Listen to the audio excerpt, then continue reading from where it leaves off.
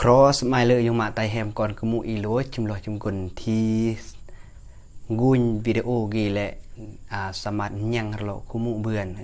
โอจิซอนภาษากมูดามือสกีก็คือบทที่เปลืองก็คือบทที่5นั่นเองดาสระที่พันเสียงยอดด้วยแต่สะกดจอแต่มักภาษาลาวก็จะอ่านแต่สะกดจอแต่ว่าภาษากมูอีอาเนาะทั้งมือที่น้องปะตะเฮียนหรือปะตะหนึ่งก็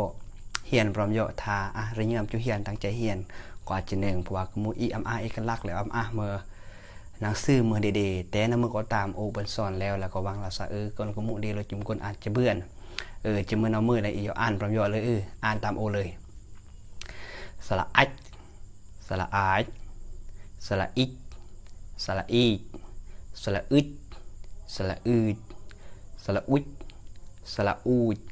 สระอุดสระโอดสระอดสระอดสระเอ็ดสระเอ็ดสระเอ็ดสระเอ็ดสระอึดสระอืดสระเอ็ดสระเอ็ดสระเอ็ด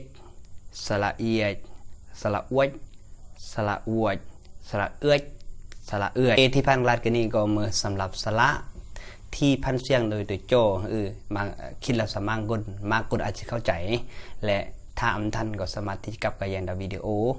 กับยอดกับแล้วก็แยงตามวิดีโอกันนี่แล้วก็จะยกตัวอย่างแล้วซะ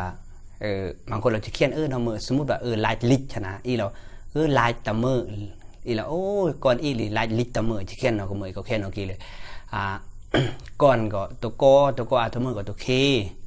แล้วก็ก้อนอีตัวสระอ่อนอีก็ตัวโอบาโตก็มือตัวโอแล้วก็เขียนตัวเอ็นเซก็จะมาก่อนลายลิชก็เซตัวเอลลายส่วนลายก็เซเอลเอแล้วก็